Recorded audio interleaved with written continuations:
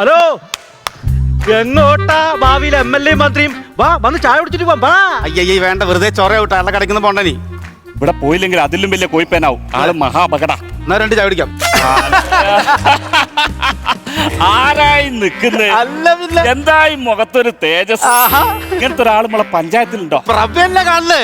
ശരിക്കും നിങ്ങളെ പേര് രാജന്നല്ല, പ്രഭാകരൻ നിർത്തത. അല്ല മോനെ ഗിരീശ, നമ്മളെ രാമേന്ദ്രൻ ജയിക്കൂലടാവോ?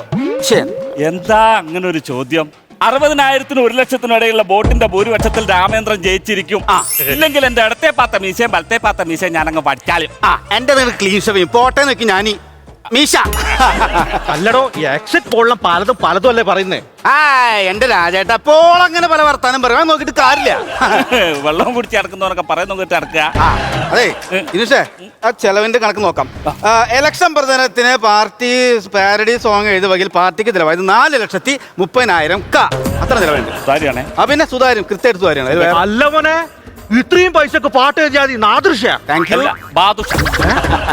എന്റെ രാജേട്ടാ, നമ്മുടെ എതിർ സ്ഥാനാർത്ഥി ആരാ? നമ്മളെ മീനൂട്ടിയല്ലേ? മീനൂട്ടിയാണല്ലോ. അപ്പൊ മീനൂട്ടിക്ക് വേണ്ടി പുതിയ ട്രെൻഡ് ഒക്കെ അനുസരിച്ച് ഒരു പാട്ടിൽ പാരഡി ചെയ്തിട്ടുണ്ട്. പിന്നെ പോട്ടെ, അതിനാണ് 4,30,000 ചെലവായത്.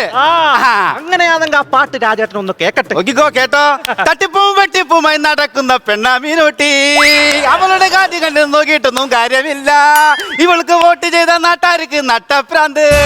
ഇല്ല മീനൂട്ടി, അല്ല ഇല്ല മീനൂട്ടി, വോട്ടില്ല മീനൂട്ടി, വോട്ടില്ല മീനൂട്ടി. കണക്കങ്ങ് പസകട. ഇന്നല്ല. അല്ല ഗിരീശ, നിന്റെ CRPF ചാമ്പ്യനാണല്ലോ കേക്കുന്നത്. അസൂയ. അസൂയ അസൂയ അസൂയ. അതായത് കൊട്ടിക്കലാശത്തിന്റെ അന്ന് പേരാമ്പ്ര ഫുള്ള് ജനങ്ങളല്ലേ? അതായത് നമ്മുടെ പാർട്ടിന്റെ ആൾക്കാരുണ്ട്, എതിർ പാർട്ടിന്റെ ആൾക്കാരുണ്ട്. ഇതിനിടയ്ക്ക് ഒരു എതിർ പാർട്ടിപ്പെട്ട പ്രധാനപ്പെട്ട ലീഡർ ഇങ്ങനെ വരികയും ചെയ്ത് തുള്ളുന്നതിന്റെ ഇടയ്ക്ക് എന്റെ ദേഹത്ത് വന്ന്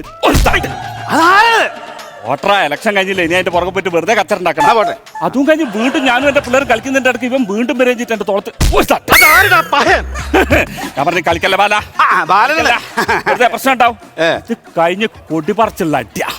കൊടിപറിച്ച് അടിച്ചോടുകൂടി ഞാൻ ഓടി പഞ്ചായത്തിന്റെ റോഡ് വഴി കോർട്ട് റോഡിൽ വന്ന് നിൽക്കും. എന്റെ പൊന്ന് ചങ്ങാതി, എന്തിനു പറയുന്നു? CRPFന്റെ ഒരു ഓഫീസറും 4 പോലീസ്. ഞാനെന്ത് ചെയ്തെന്ന് വെച്ച് കഴിഞ്ഞാൽ നമ്മളെ അടുത്ത് ഓൾറെഡി ഒരു ടൂൾസ് ഉണ്ടായിരുന്നു. ഞാനത് ബാഗ് തുറന്നെടുത്ത് കടിച്ച് തിരപോക്കി ഒരൊറ്റ.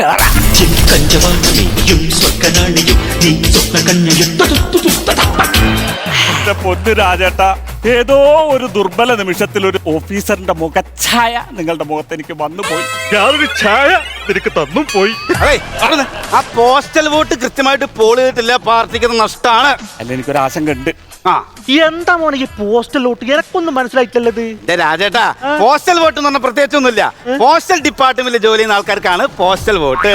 നിങ്ങളെ പോലുള്ള ഹോട്ടലിൽ ജോലി ചെയ്യുന്ന ആൾക്കാർക്കുള്ള വോട്ടാണ് ഹോട്ടൽ വോട്ട്. ഇനി ഹോസ്റ്റലിൽ പഠിക്കുന്ന പിള്ളേരുണ്ട്, അവർക്കുള്ള വോട്ടാണ് ഹോസ്റ്റൽ വോട്ട്. ഇതൊക്കെ ഇലക്ഷൻ കമ്മീഷന്റെ ഒരു കളികളല്ലേ? കൊച്ചിയിൽ പുതിയൊരു വോട്ട് വന്നിട്ടില്ലേ? Water metro boat. വാട്ടർ അടിക്കുന്നവർക്കുള്ള വോട്ട്.